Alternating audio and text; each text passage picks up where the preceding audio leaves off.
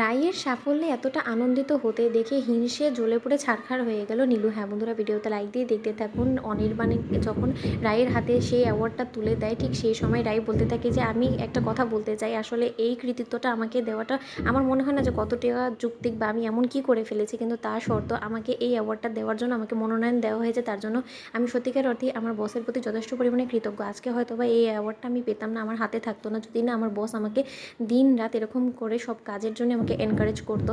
কারণ আমি অনেকটা সময় ধরে অসুস্থ ছিলাম, আমি অফিসে অ্যাটেন্ডও করতে পারিনি, কিন্তু তা সত্ত্বেও সে যে আমার প্রতি তার আস্থাটা এবং বিশ্বাসটা রেখেছে, সেটাই আমার জন্য অনেক। কিন্তু আরেকটা কথা যেটা আমার না বললেই নয়, যিনি কিনা আমার এত প্রশংসা করলো, আমি তার উদ্দেশ্যে একটা কথা বলব। তিনি হয়তো বা আমার ব্যাপারে একটু বেশি প্রশংসা করে ফেলেছে, আসলে আমি এতটা প্রশংসা পাওয়ারও উপযোগী না। কিন্তু তাই বলে একটা কথা আমাকে বলতেই হবে যে আজকে আমি অ্যাওয়ার্ডটা পেয়েছি শুধুমাত্র আমার গুরুর জন্য, যার থেকে কিনা আমি কাজটা শিখেছি। আজকে যদি তাকে এই অ্যাওয়ার্ডের কৃতিত্বটা আমি না দিই, তাহলে হয়তোবা তার সাথে একটা অন্যায় করা হয়ে যাবে। ঠিক সেই সময় রাই এটা বলে অনির্বাণকে থ্যাংক ইউ বলে যখন নেমে আসে, ঠিক সেই সময় রাইয়ের জন্য গণতালি দেওয়ার সময় সূর্যের হাতে তালি দেওয়ার আওয়াজ শুনে নীলু বলতে থাকে যে কী ব্যাপার সূর্য, এখনও তাহলে ধরে নেওয়া যায় যে রাই দিদি ভাইয়ের জন্য তুমি সব কিছু করতে পারো, ও সাফল্যের মধ্যে তুমি কতটা আনন্দিত হয়েছো সেটা তোমার হাতের গণতালিতেই বোঝা যায়, জানো তো। তখন সূর্য বলতে থাকে তুমি কী বলতে চাচ্ছ নীলু, বলো তো।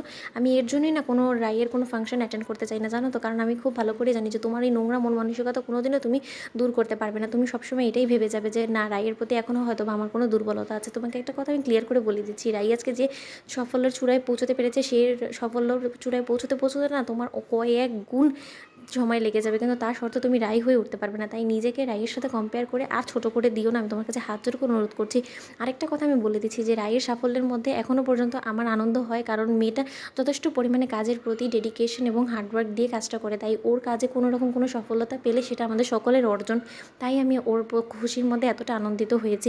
তাই বলে যে তোমার এতটা হিংসা হবে সেটা আমি জানতাম না। কারণ জানো তো নীলু, তোমার মতন মেয়েরা না কোনোদিনও অন্যের খুশিতে খুশি থাকতে পারে না। তাদের মনে সবসময় এটাই মনে হয় যে না, তারা যেটা না পারে সেটা অন্য কেউ পারতে পারবে না, জানো তো। এরকম লাগে তোমার মেন্টালিটিটা। এই মেন্টালিটিটা যতদিন পর্যন্ত তুমি ঠিক না করতে পারবে, ততদিন পর্যন্ত তুমি কোনো মতেই আমার মনের মতন হয়ে উঠতে পারবে না। আসলে আমার মনের মতন হয়ে ওঠার সেই যোগ্যতাটাও তোমার নেই, জানো তো। তখন নীলু উত্তেজিত হয়ে বলতে থাকে যে এই যোগ্যতাটা যে রাই দিদিভাইয়েরই শুধুমাত্র আছে, সেটা তুমি কী করে বললে বলো তো।